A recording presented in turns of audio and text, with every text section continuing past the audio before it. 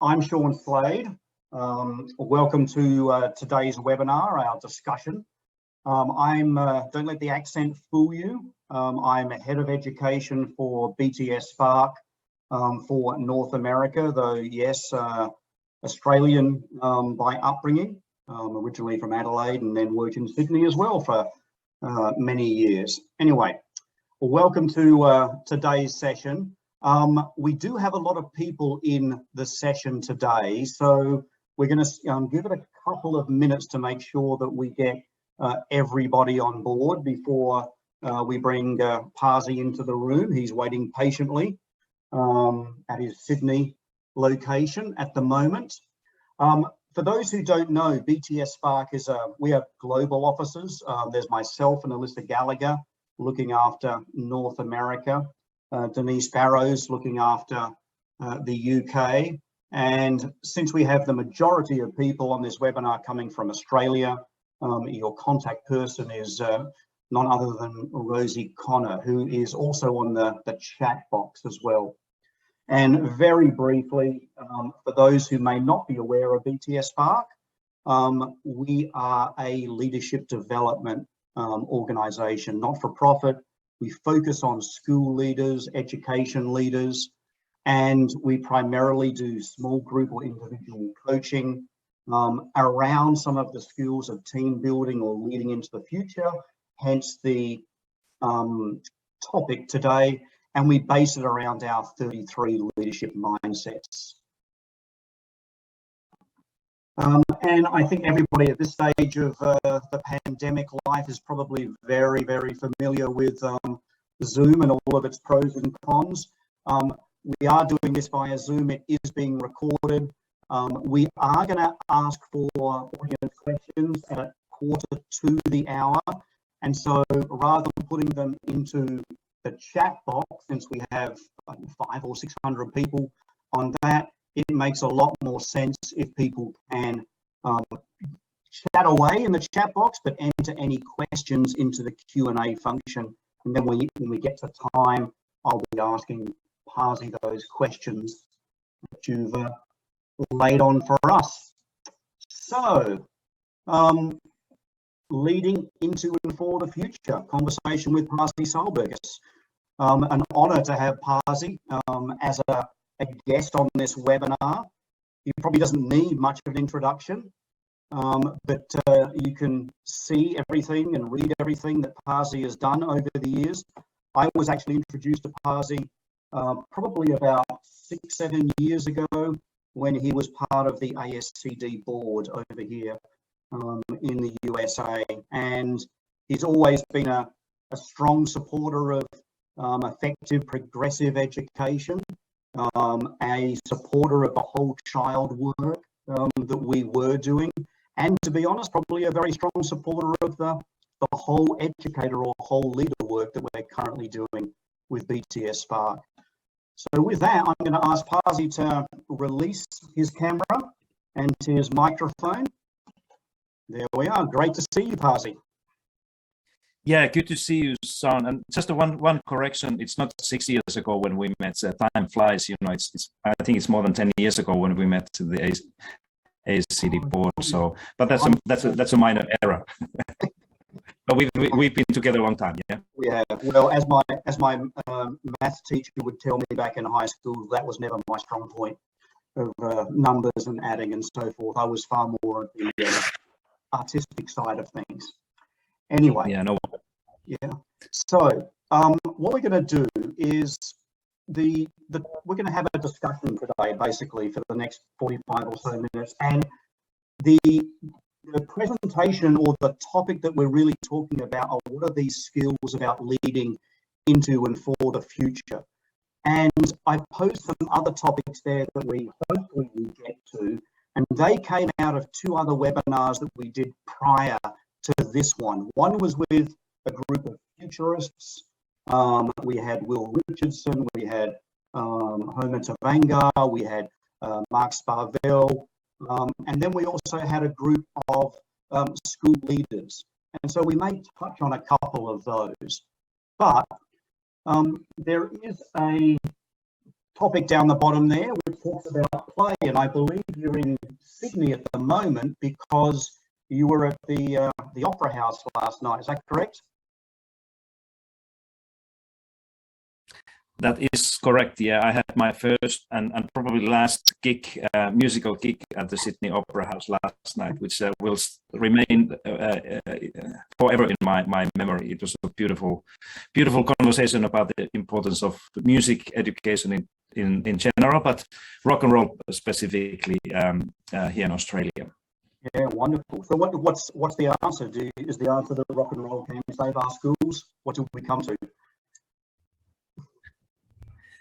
Yeah, this was exactly, I was a host, so I asked this question from these musicians that you see and primary school teachers. And I think we all, the room full of people, we all kind of agreed that schools would be probably a little bit better places in times like this for kids if there was just a little bit more rock and roll, and not just the rock and roll music, but this attitude that comes with the rock and roll. And that was a beautiful thing to hear from these people, that it's, rock and roll is not just this loud, noisy thing that you listen to. It's more about attitude. It's a kind of a feeling that you can do things and you can do things together, and that it gives you a sense of belonging to something. And as you know, Sean, and most of the listeners as well, is that this lack of engagement or declining engagement in schooling, loss of sense of belonging, there are deadly symptoms of the problems that we have, not only in schooling but in lives. And that's why I think that rock and roll or music in general can give a meaning for many kids to come to school and feel that they can do something, and that there's something interesting for them to do, and that gives them also an opportunity to learn all these other things like mathematics and reading and history and other things. So yeah, it was a really successful, beautiful evening. Fantastic. And I'm supposing you didn't bring your guitar with you today, correct?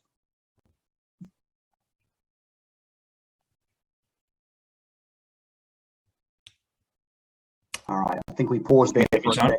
Yeah, and you didn't bring your guitar with you today? I actually have my guitar here, so if we don't have anything else to do, I can play you some early morning blues from Sydney. Sounds fantastic, and I agree as well. When you look at things like, my background was in physical education and physical activity as well. And when you look at some of these things around the more artistic side of education, you have venues and you have avenues where students can work together. They can learn how to cooperate, learn how to play music together. They can learn how to experiment. And there's also those opportunities for, an individual riff or a solo for a while. So you're learning both how to work together, play as a team, and also to be individual at the same time. So couldn't agree more. Move this on. Okay. Just to set the scene, and so you're aware, as also Pasi and the audience are aware, that the reason we're talking about this is we wrote an article in Ed Week here in the US a couple of months ago, talking about leading into the future. And the conversation really revolved around, we keep talking about the skills for the future, but we don't talk about how we actually develop skills to be ready for the future. And so what we ended up doing was asking a series of school leaders, thought leaders, and experts, mainly here in the US, about, all right, what kind of things do we need our school leaders in particular to be developed in, to be skillful in, to be ready, and what skills and mindsets. And as I mentioned earlier, we ran 2 webinars, and I want to show you a series of quotes that we got out of those 2 webinars, because I actually think they sort of highlight really not only where the conversation went, but also highlight the areas and topics that we're talking about. Mark Sparvel, another Australian who's over there at Microsoft, was really talking about that we need to understand that schools are places where we're developing society, we're developing the next generation, how they feel, how they think, how they can behave, and we should not be afraid of that. Whereas Soma Tavangar was talking about an acceptance that the future is already here. And I think for all of us who have been through or teaching through the pandemic, it's really been a shift in the way that we do things and a way we've had to make some changes. And then when Rosa Perez Isaiah was talking, she's a school leader over from California, she was talking about the need to balance reality with optimism. Adam File, another school leader here in Georgia, was talking about the new mindset of understanding that of what schools have become. You know, they're no longer those brick and mortar buildings. And Catherine Prince, who was one of the futurists that we were talking about working over at Knowledge Work, is really talking about the need to develop capacity to navigate changing uncertainty. We're not only entering a VUCA world, we're actually in a VUCA world, and it's likely to get more volatile as well. And then at the end, I just added Henry Turner, who's a principal up in Massachusetts, his quote, because I like it a lot. And he was talking about sometimes you have to get off the dance floor, the day-to-day stuff, and really go to the balcony and take a look, have that vision.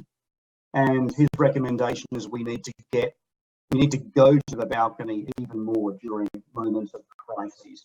So hopefully what we'll do in this conversation is get away from the day-to-day conversations and have a look at those visions as well. And I know that Pasi was having a little bit of issues with his connection. So once we have him back again, oh, there he is, perfect timing.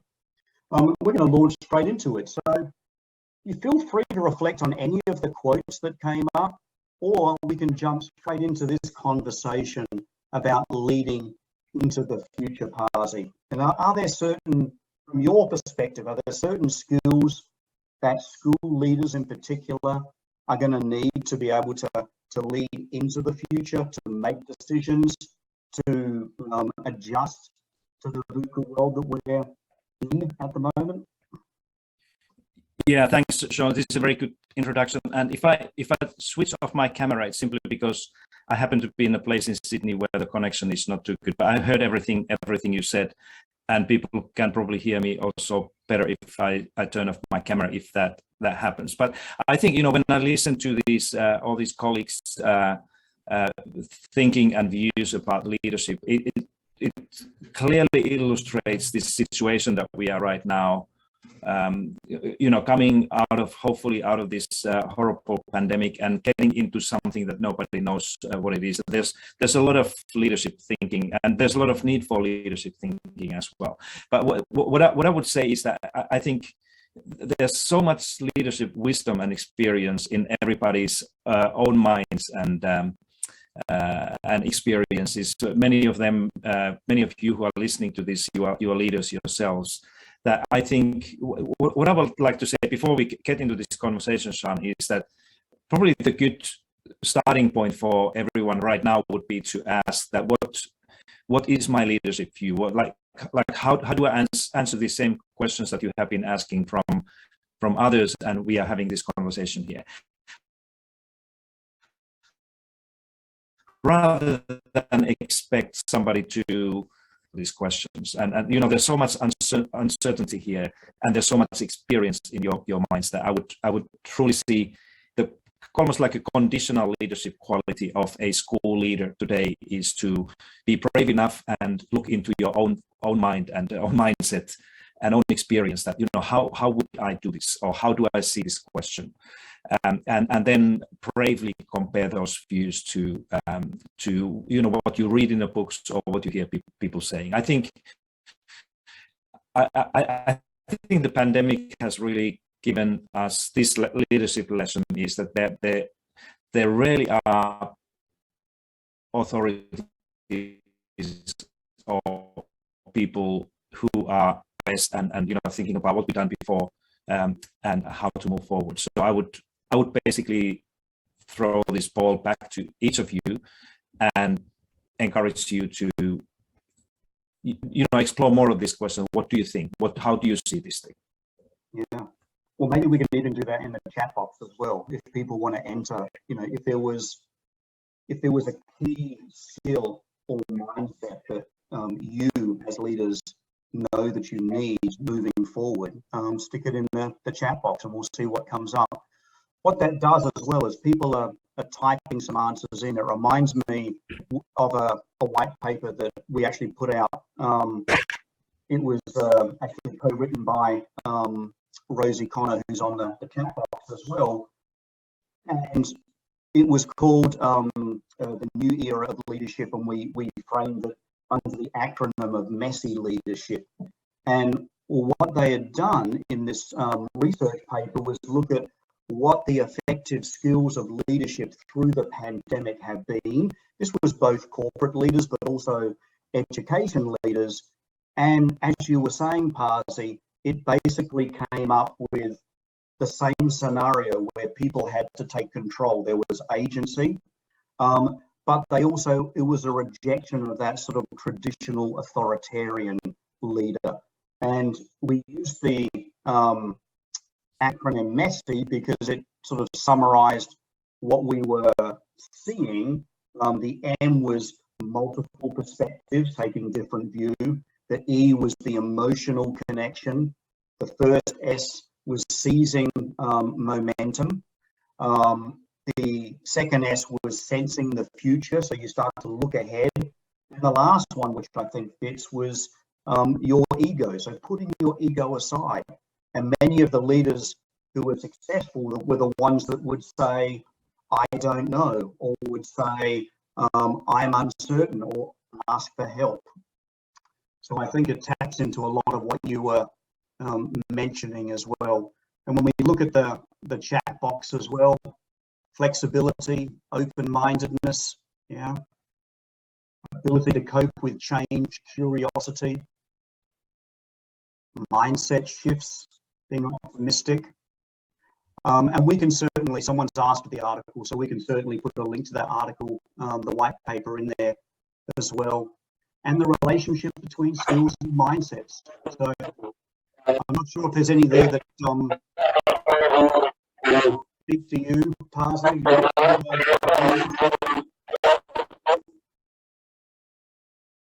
Background noise. No, I think that this is I think this is a very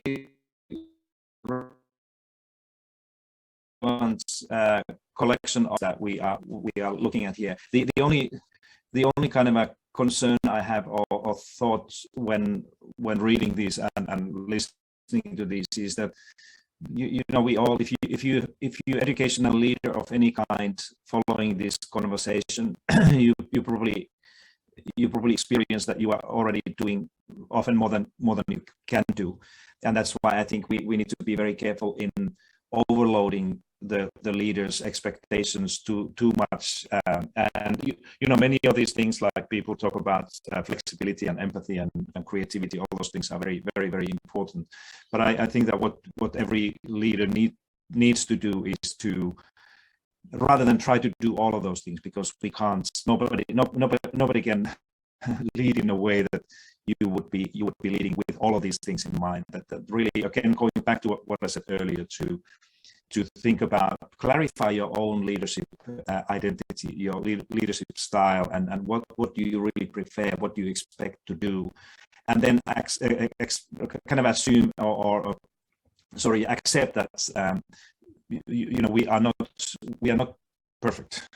Leadership is always imperfect, in the sense that there are always things that I would love to do better or differently, but I just can't do that. So let's build these kind of ideas and qualities of future-oriented leadership, but at the same time accept that we more we load those things into our own work, the more likely it will be that we will get disappointed or frustrated about not being able to do this. So that's why I think, and we all leaders are different. So we have different ways to see things, and that's why I think it's very, very important that each of us, that we have this, those mindsets and skills that we really feel strong about, and we focus on those and try to do best thing in these areas. Yeah, it's about being, as you were saying, it's about being brave with yourself, understanding that you probably have a lot of these skills already, and it's also being trusting with yourself as well at the same time. And I agree. If we sometimes, when at least in education, list everything out either in benchmarks or goals or KPIs, it can feel overwhelming. And so I agree. I think it's a good conversation to have. Trust yourself, develop your own agency, and have the conversation. We are getting a little bit of background noise in. I'm not sure if we shouldn't be getting anybody else's microphones, but if you do find that your microphone is able to be turned on or off, it'd be great if you could turn it off. But we will move ahead. And what's also interesting is, and it occurred to me again when we were going through this list and then talking to you, is what we're talking about very often are we're wanting to develop the same mindsets and skills in our teachers and school leaders that we're wanting to develop in our students. And that shouldn't be surprising, but very often in education we do one thing for one group and another thing for another group. So if we take the skills of leading for the future, what we talked about in the article, Pasi, was things about addressing diversity, more personalization, greater understanding, and a sense of having a more human approach to education. And I'm going to throw it back to you to see if there's anything that you would comment on or add that would be different about what some of these skills or mindsets for the future could be. Yeah, Sean, this is a good lead to this conversation, and I would like to offer you something along the line that what you said is that often these leadership qualities are the same or similar things that we would love our children to learn through education in the school. One of those things that I think is becoming increasingly important, but less included in these conversations when we speak about leadership for the future, is this understanding of the big picture of education, rather than just focusing on your own school or community. Here in Australia, I spend a lot of time with different parts of this country actually, and work with the school leaders in helping them to see what is happening, what is going on in the rest of the world, not only in this country, but how the education is going elsewhere. And I think that it's becoming an increasingly important part of leadership to understand how your own work and your own leadership, all those things that you try to accomplish in your school, relate to what the others are trying to do in different parts of the world, or simply understanding what is happening, what is the state of education globally. Are we doing well? Are we going in the right direction? Or are we perhaps all facing the similar types of challenges and problems and issues? And if so, what are the solutions? How people are trying to respond to these challenges and issues around them elsewhere? So I think that this understanding the big picture and accepting the idea that your own school, your own leadership is always part of the kind of a larger whole or larger community, a global community. I think that this will give a leadership a little bit different dimension, and certainly if your leadership is focusing for the future. Then the other one, Sean, if I may add another thing here that is again a little bit less perhaps included in these conversations about leadership, is and I would probably label this as a skill in a leadership, the ability to navigate in this ocean of confusing evidence and conflicting ideas. And some people may call this fake news or the world of facts and myths. And leaders are facing these things all the time in their work. When they read something about a new method or idea in educational leadership, or when they observe and look at their practice or attend the professional conversations with one another. There's so much. I'm saying this because there's so many things these days that people call evidence, but really kind of ask that whose evidence is this? Where is it from? Is this really reliable? Does it really apply in my own work or in my own community or in this setting that we are trying to work? And this, this is certainly one of those things that we want our students to develop. We want all of our students to be able to be literate in a sense that they are able to identify fake news and facts and truth and the evidence. So I think that this is probably a little bit also a mindset issue that the leaders should have, or they should develop this mindset of finding ways how to politely and gently question things that they hear about education or schooling, and then be able to build conversations or seek further evidence or support for the either supportive way of thinking about this fact or thing that they have heard, or something that they want to counter these things. Yeah, it's developing that discerning. But I think that unless we in a leadership, unless we get better in distinguishing the facts and myths in education, I think we're gonna make many probably wrong calls and mistakes also in leading the things. And so that's why I would encourage everybody to again go back to your own work and own world and own thinking, and ask yourself that how often I have been in my own work in a situation where I have thought that whether this is really true what I'm reading or hearing, and how do I know that?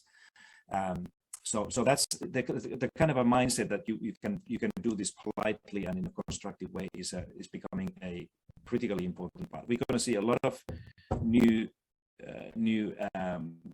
evidence, if you wish, and new literature about the leadership, about this and that, as we come out of this pandemic period, and the leaders need this type of skills and abilities much more than probably many of them think. So these are the couple of things: seeing the big picture and being able to lead in this world of often conflicting and confusing evidence that leaders face is going to be one of those some of those qualities that people need to be successful leaders for the future.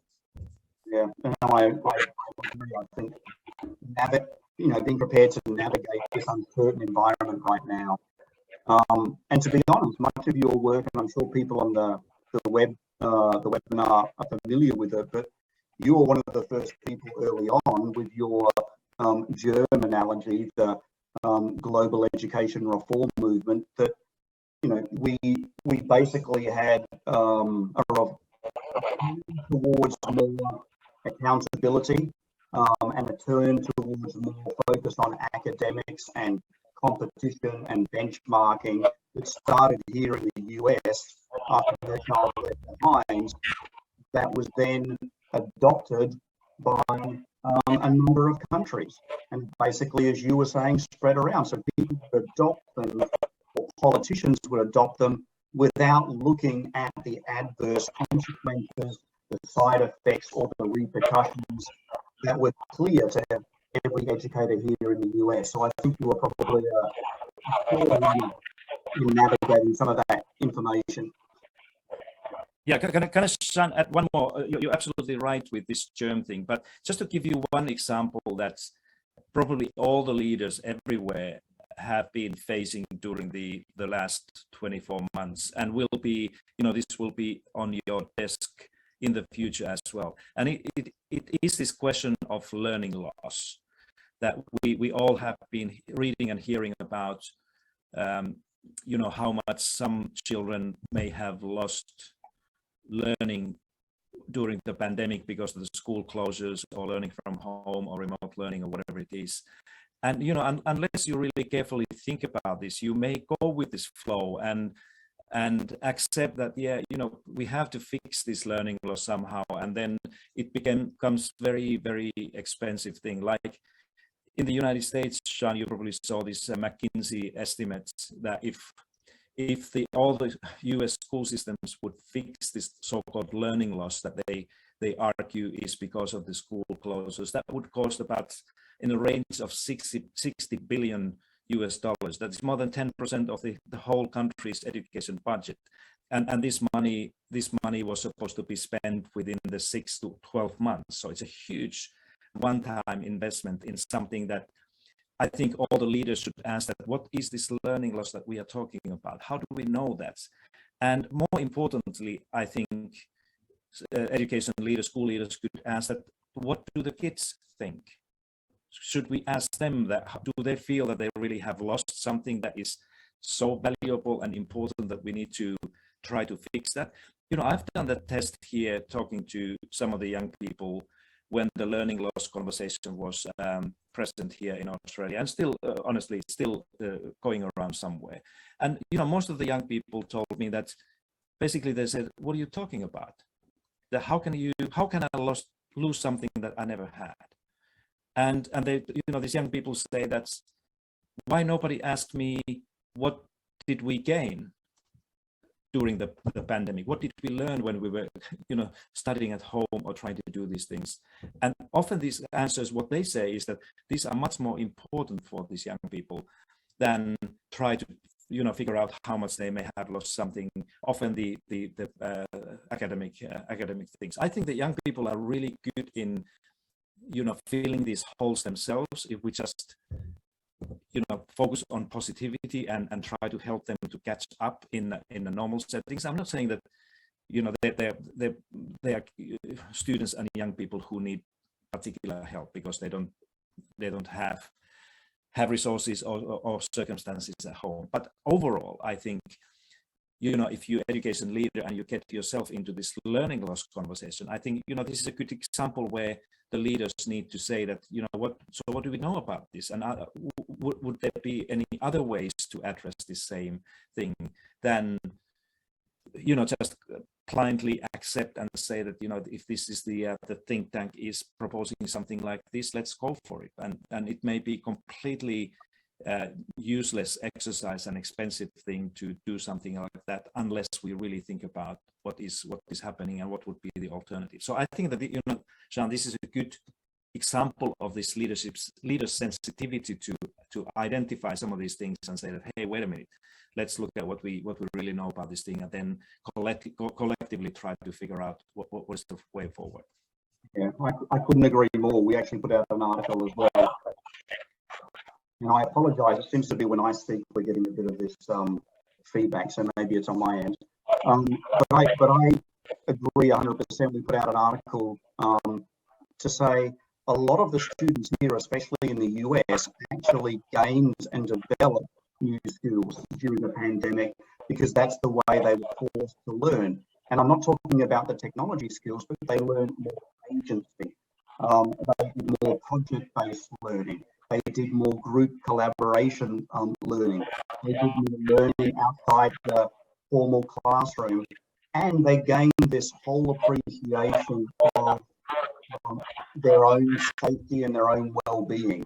And some of those things we don't have benchmarks for, but the students learn a lot about their own self-efficacy during this time. I'm just going to highlight some I talked about the mindsets that we work with at BTS Spark, and they're organized in 4 different areas and 33 mindsets. But I'd love to get your opinion, Pasi, if there are things in there that speak to what you're talking about. These are the mindsets that we believe that successful leaders in education need to develop. And you'll see things around listening and stretching others and difficult conversations and inclusion and the visioning and valuing. But I'm just curious, before we get to the next question, are there things that speak to you here, Pasi?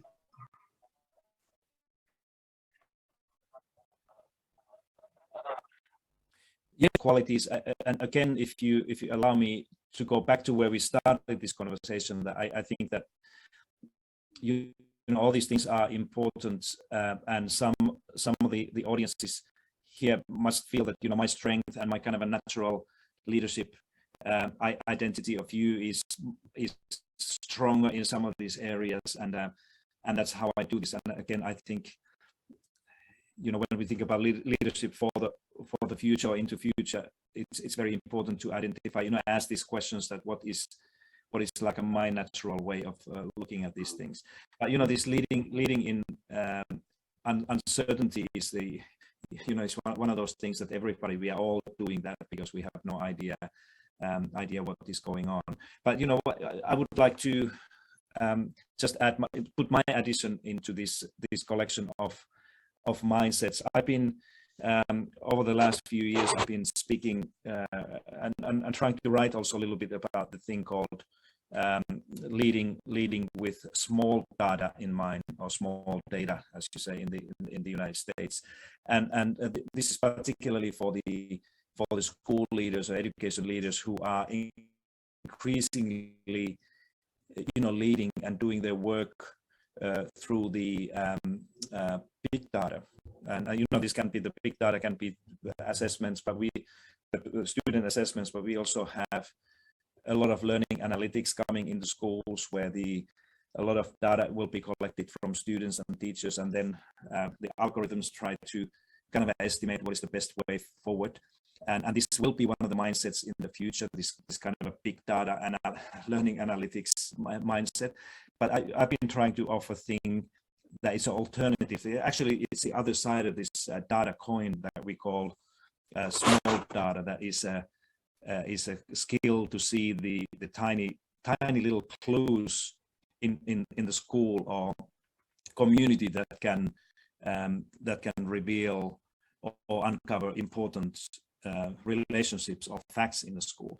And this is truly a kind of a human driven way of working with the data. And I think that if we go with the flow again with this big data thing, and some of these mindsets here are actually focusing on that big data thing, and we're going to lose a big part of this human side of leadership that you mentioned as well. So the small data, if somebody is not familiar with this thing, the small data is something that we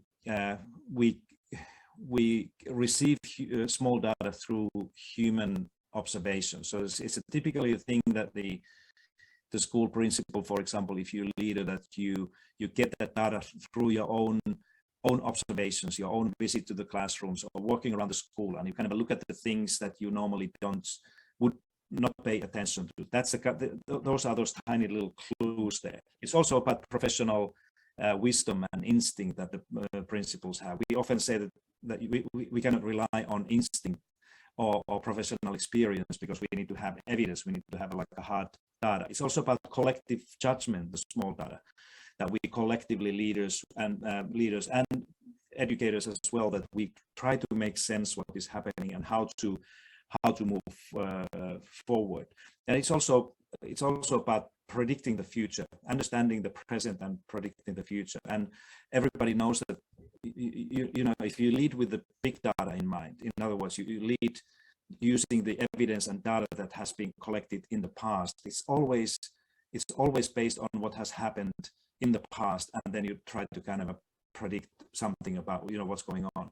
But small data is much more sensitive and helpful in understanding what is happening right now as we speak, and how that information could help us to move to the future. So I would add somehow these qualities, or leading with small data in mind, to encourage school leaders and principals to build their leadership on human judgment, collective wisdom that is in a school, and really understanding what is happening right now, and not only what has happened before.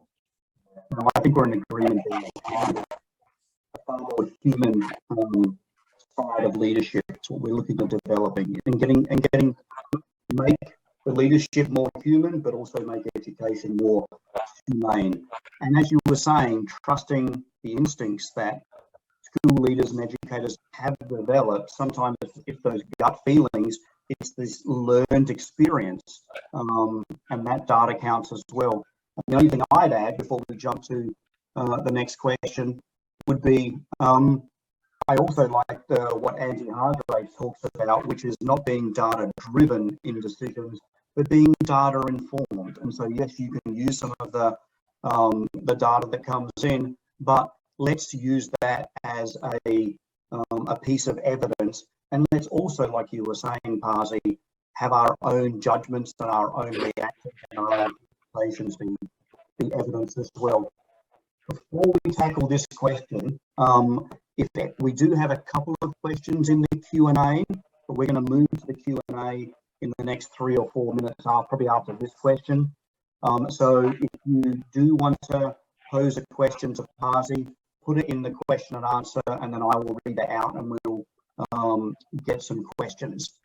So the question then that we asked in the articles and the webinars was, really sort of, and I think you've answered it in a way, are these skills and mindsets brought into and for the same? And it sounds like they somewhat are, with a couple of caveats.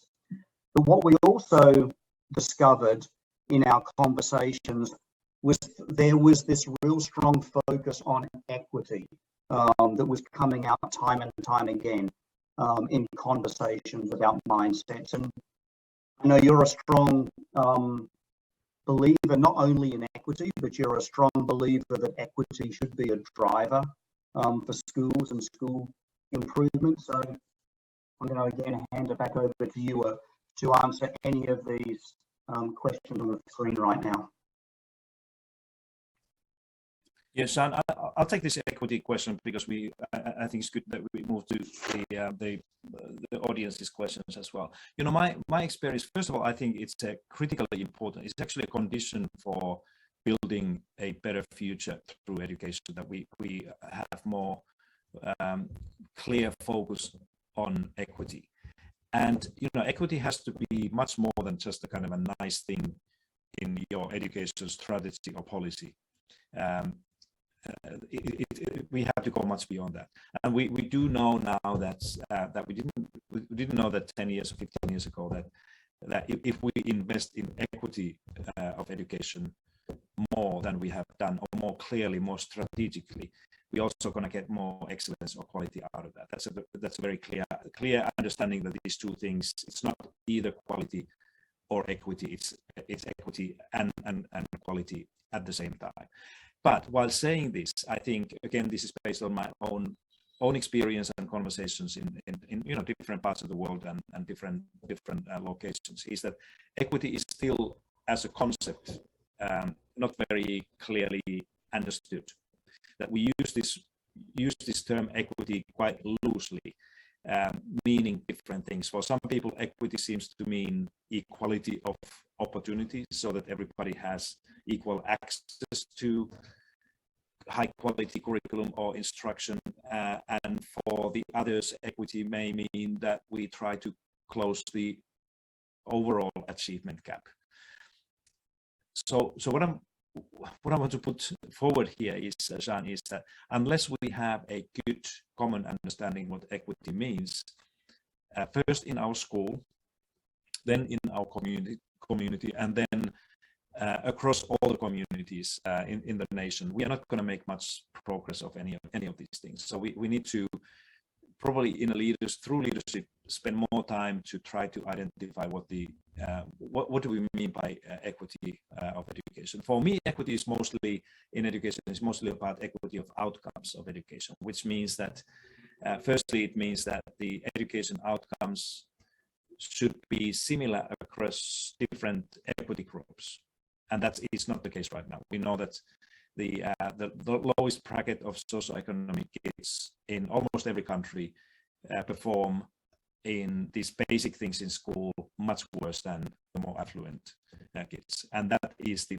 biggest challenge of equity. So firstly, we need to try to make sure that the education outcomes in our schools should not be that much driven by the social and socioeconomic inequalities. So that's number one. But this is not enough, and we often kind of stop there. But then the other part that we called adequacy of education. Every child, everyone should have an adequate education, which means that all students should kind of reach the basic minimum level of education, a kind of a threshold that allows them to live happy and healthy and successful life, whatever it is.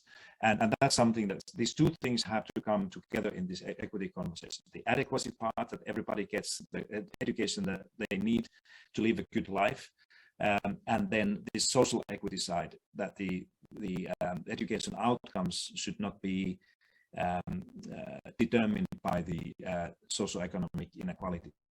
And this may sound a kind of a complicated thing to handle, but I argue that before we have a good common understanding what are we talking about when we talk about equity at the level of the leadership, it's going to be very difficult. And this is to all leaders here. That one thing that you need to do upfront is to understand and accept that you cannot fix these inequities in your or inequalities in your schools by yourself. Not as a principal, not as a school. You need to have sorry. you need to have other public sectors, policy sectors working with you, health, social sectors, sports, many other things. And so you need to get this monkey out of your back that is saying that I have to lead my school in a way that it will be equitable. You cannot do that alone. You have to be able to identify those partners and sectors and others who need to work with you and then do the work collectively. But yes, Sean, equity will be the key for both leading into and for the future as well, as I see it.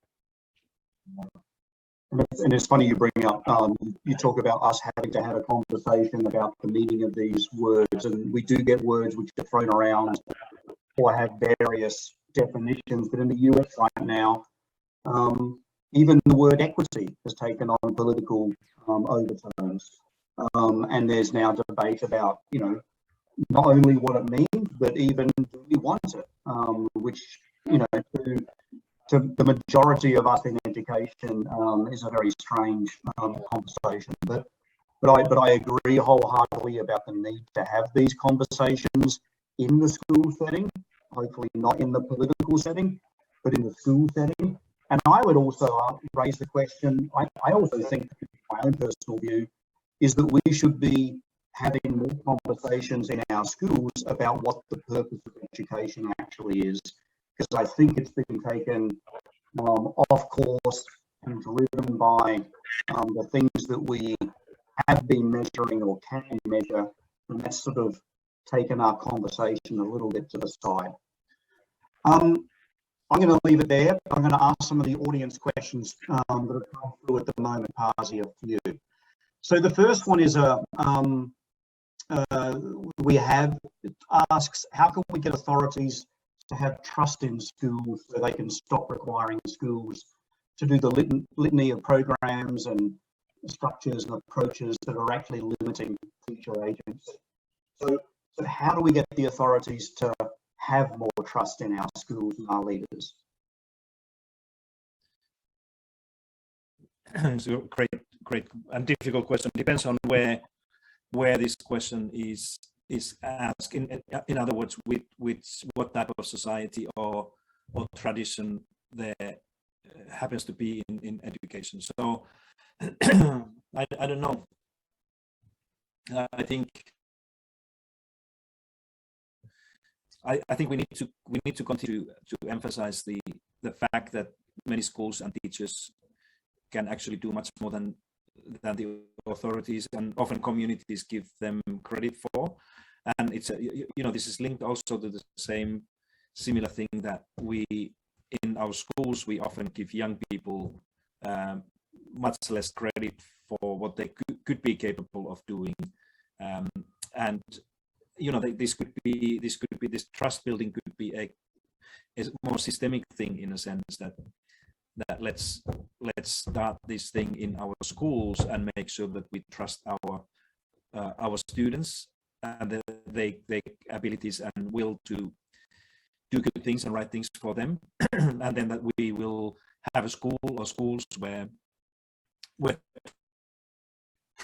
trust between the educators and everybody in the school is a strong kind of a cultural driving factor, and then expect that this culture would somehow spread beyond the school and to the authorities.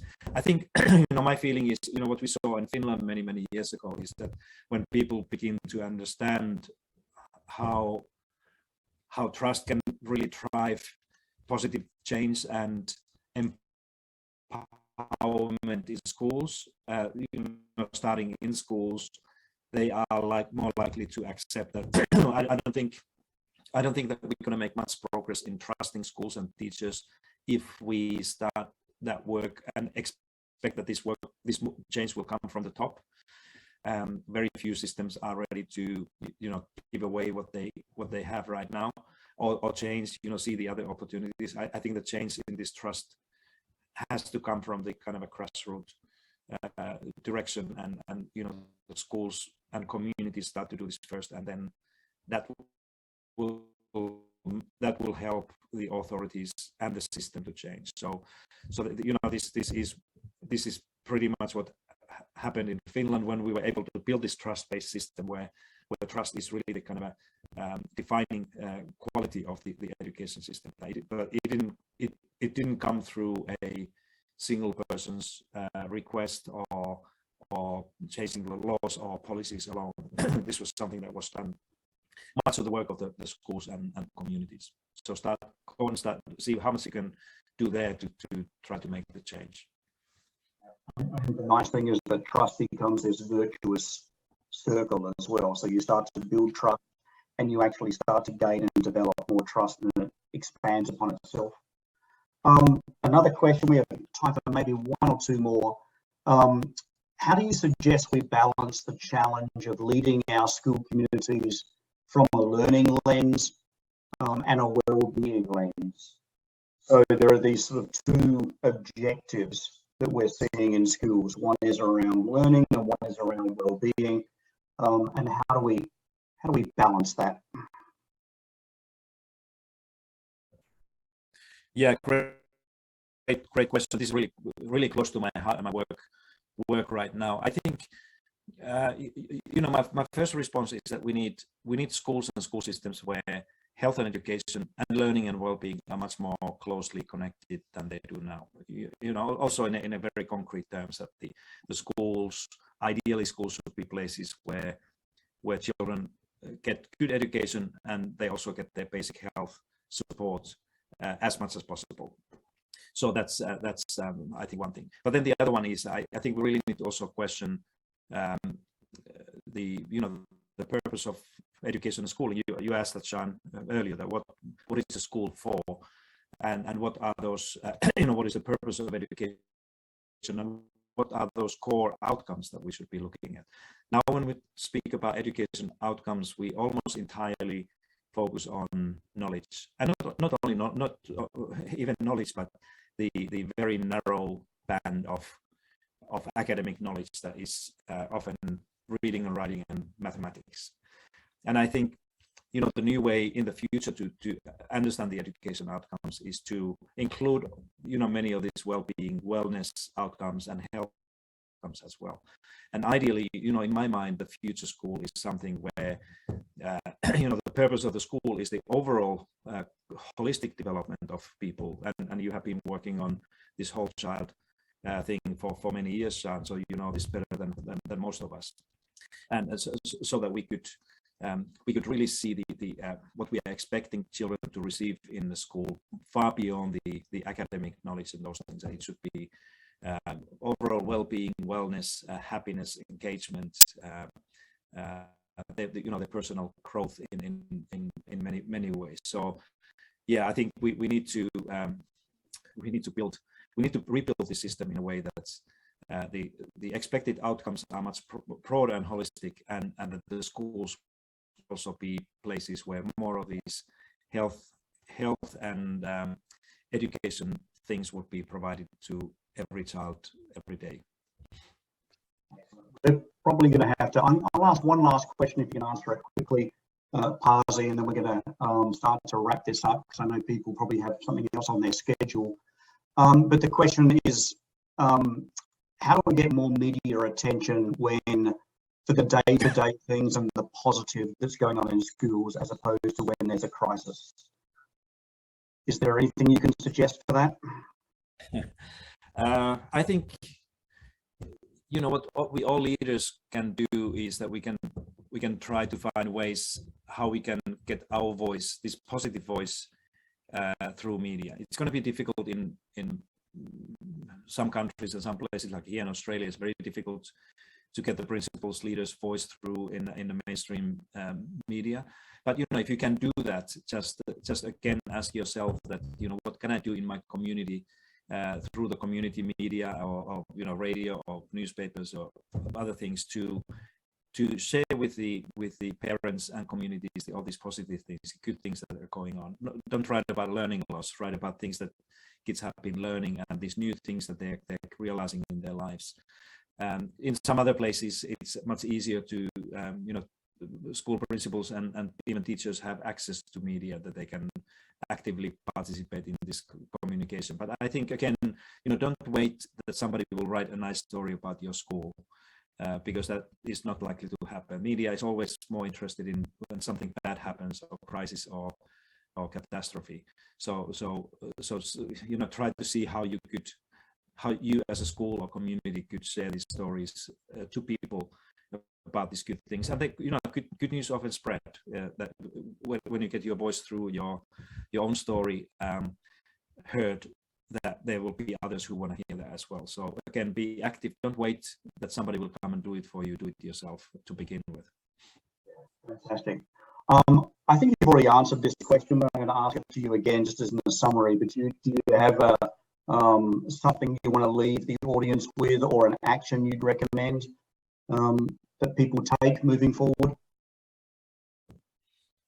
I guess, Sean, I've been trying to say this thing throughout these different answers, but believe in yourself and find this real leader within you, and don't be afraid of not getting things right immediately. Work with somebody else, and the success will come through that way. Make your voice heard, and that's a very important thing. Use your students as well. We didn't speak about student agency or student voice here. I think that's a critically important part of your leadership as well. Work with and through your students for the future, not just try to figure out what you can do for them, but engage your students more to do that. If you're not doing that yet, I think young people, that's where the hope is, and they have so much more. They're capable of doing so much more than we give them credit for. So lead through the change agents that you have in your school called students, and that will be really helpful. Excellent. Just as a quick summary as well before we wrap it up completely, we talked about what we do at BTS Spark is really prepare school leaders to lead change, and one of the journeys that we've developed is really around leading change, and what we end up doing in that is touching on a series of these mindsets, or we will customize, or the coach will be able to sort of on these mindsets and draw out changes in behaviour and skills that school leaders can utilise. And as I mentioned earlier as well, the majority of this work gets done by professional coaches, either on a one-to-one or even a small group basis as well. And everything is a not-for-profit practice. It's been a real pleasure talking to you, Pasi. We didn't actually get a chance to hear your guitar skills, so we're going to have to leave that for the next one. I would volunteer to, play the tambourine or sing, but I think it would certainly be a detriment to whatever you could do.